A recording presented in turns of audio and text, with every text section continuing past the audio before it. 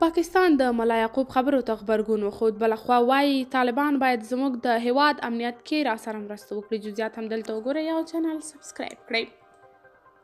پاکستان د ملا یعقوب خبرې د دوی په کورنیو چارو کې لاسوهنه وبلله. د بلوچستان د اطلاعاتو وزیر جان اڅکزي د ملا یعقوب مجاهد وروستیو څرګندونو ته غبرګون ښودلی او هغه یې د پاکستان په کورني چارو کې لاسوهنه بللې ده. ملا یعقوب مجاهد په یو غونډه کې د وینا پر مهال د پاکستان له خلکو او علماو وغوښتل چې خپل حکومت د افغان کډوالو د ایستلو له پرېکړې راوګرځوي. د دغه څرګندونو په غبرګون کې د بلوچستان د اطلاعاتو وزیر د یوې ویډیو په خپرولو ویلي چې دا د پاکستان په کورنیو چارو کې لاسوهنه ده. ښاغلي اڅکزي زیاته کړې دا د پاکستان حق دی چې د افغانانو په ګډون هر څوک له خپل هیواده وباسي. هغه ویلي په دې برخه کې به حکومت هیڅ ډول بهرنی فشار ونه مني.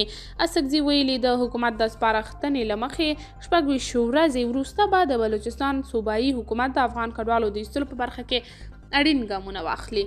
بلخوا درانۍ وایي افغانستان کې سوله امنیت ټینګ او پاکستان کې ترهګریز بریدونه زیات شوي دي.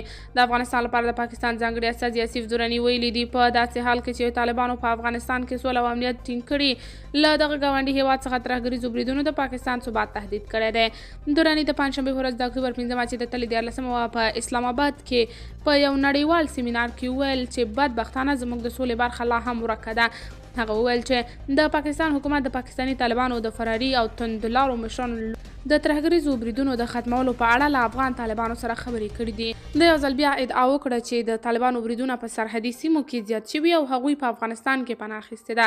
هغه وویل چې په اوسني وضعیت کې د افغانستان اوسنی حکومت پړ نشي ګڼلی.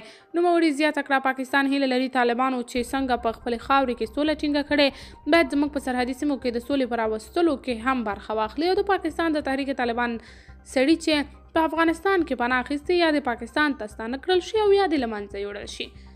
قدرمنو کتونکو تاسو په هکله څه نظر لرئ؟ کمنټ کې شریک، ویډیو لایک او چینل سبسکرایب کړئ.